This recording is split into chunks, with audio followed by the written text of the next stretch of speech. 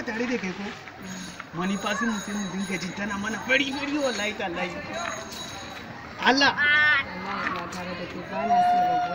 Allah kuwa sai idan mun tafi ba dan mu kawo yayan mu ka zo arewa kenan gaskiya mun ji daɗi ko na ciki ai duk ka sako shi a ciki kuma Allah idan sele ya saka shi sama man kawai idan sele bar shi zai yi controlling din kayansa idan sele ya zo ya kalle mu an sele ya dauka sai a za ka yi mamaki ma mutum ya zo har gaban budurwarka baba mu je kawai matsa daga kai mama daga nan gurin ina yi ai kun gama magana ku sai kai sallama da ita na nuna ka ai kun ƙara nuna ka sele ka gane inda zaka ga action gaskiya matan mu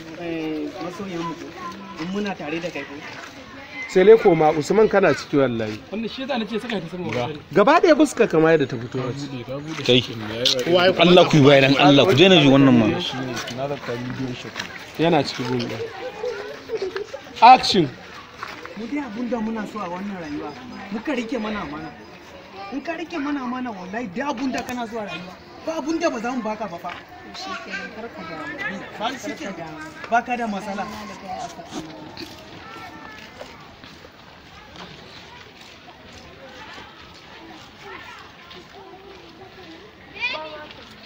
wannan ka san shi ne mun ga ta zo tana wani kallon mutane haka shi kenan yanzu abun da ta faru muna so yanzu za mu tafi mu dawo yanzu za mu tafi an jima da yamma za mu zo zance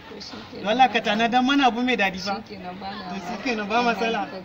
ka gaida kai ba shi mai dadi fa kai mafarkin mu ka ji ko to shi kenan sai an jima kina ji bari za mu gyara da laifi na ne